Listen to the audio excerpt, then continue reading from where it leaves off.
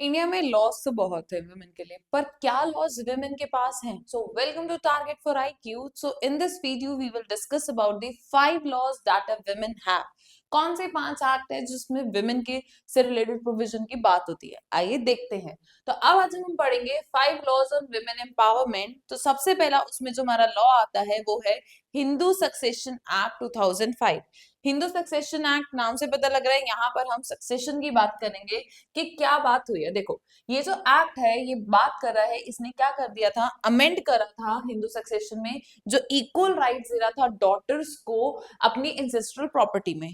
पहले क्या था, कहीं जिक्र नहीं था कि डॉटर्स का भी कोई राइट है, तो डॉटर्स तो बेघर हो गई ना इधर की रही ना उधर की रही, ससुराल की प्रॉपर्टी से भी गई, मायके की प्रॉपर्टी से भी गई। तो इसलिए इसके अंदर अमेंडमेंट लेकर आए कि अब डॉटर्स के पास भी क्या है, सेम राइट है, उनके पास भी सेम राइट है as of son to inherit property. कि अब वो क्या कर सकते हैं, इनहेरिट कर सकते हैं प्रॉपर्टी को irrespective of their marital status. Marital status का कोई ध्यान नहीं होगा।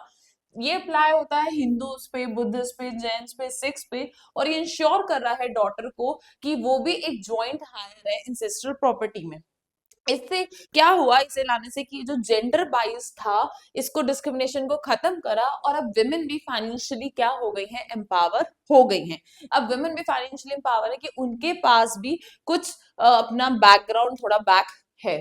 ठीक है, फिर सेकंड लॉ की बात करते हैं, the protection of women from domestic violence act. क्या था, क्या मेन जो ऑब्जेक्टिव था इस एक्ट का लाने का, ये था कि हमें वुमेन को प्रोटेक्ट करना था जिनके साथ क्या हो रहा है, डोमेस्टिक वायलेंस हो रहा है, चाहे वो फिजिकली हो रहा है, इमोशनली हो रहा है, सेक्सुअल है या इकोनॉमिक अब्यूज है। इससे रिलेटेड हमें उन्हें प्रोटेक्शन प्रोवाइड करानी थी। और इसके जो की प्रोविजन है वो ये थे कि जो वुमेन घर में है, चार दीवारी में, उनके पास भी राइट है रहने का, रिजाइड रहने का।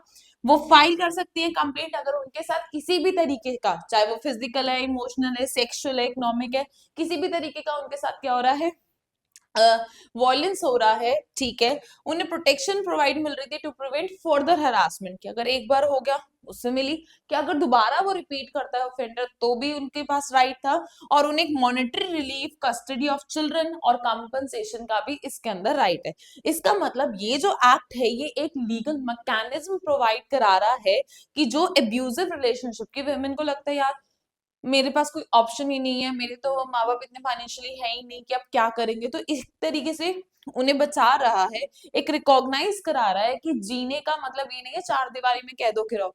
टू लिव विद डिग्निटी, एक डिग्निटी के साथ रहने का है, कि अपने घर में भी आपके पास एक सेफ्टी होनी चाहिए, अपने घर में भी डर के रहने की जरूरत नहीं है।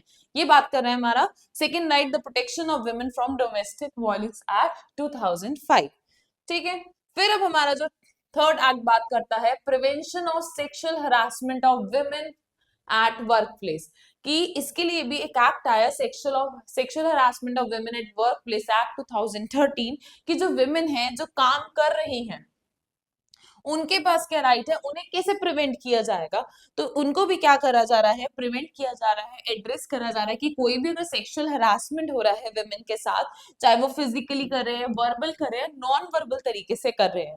इसीलिए इस एक्ट के अंदर मैंडेट करा कि एक ICC बनेगी, मींस इंटरनल कंप्लेंट कमेटी बनेगी ऑर्गेनाइजेशन के अंदर, जो इन मैटर्स को देखेगी।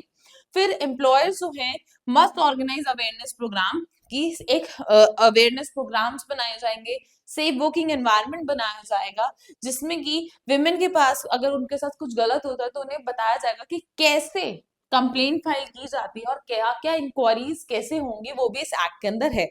इसका मतलब अब यहाँ पे विमेन को कहा जा रहा है कि अगर पिछले एक्ट में हमने देखा घर के अंदर, अब अगर वो घर से बाहर स्टेप आउट करती हैं तो भी उनके पास राइट है विदाउट फियर ऑफ हरासमेंट, कि कोई डर के रहने की जरूरत नहीं, किसी से नहीं दबना है। यहाँ पर आपको होल्ड कर रहा है एम्प्लॉयर्स अकाउंटेबल, कि उन्हें अकाउंटेबल होना पड़ेगा, they have to answer it अगर कोई भी उनकी सेफ्टी क्या हो रही है, खराब हो रही है।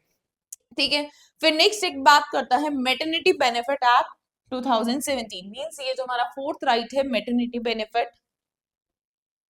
नाम से पता लग रहा है मेटर्निटी। मेटर्निटी का मतलब क्या है, जब विमेन को आफ्टर बेबी जो टाइम पीरियड मिलता है तो ये प्रोवाइड करा रहा है मैटरनिटी बेनिफिट को, जिससे कि एक बैलेंस बना रहे मदरहुड के भी और कैरियर के बीच में भी। क्योंकि क्या होता है, विमेन को क्या कर दिया जाता है कि अब तो they have a baby, they can't continue, तो उन्हें निकाल दिया जाता है।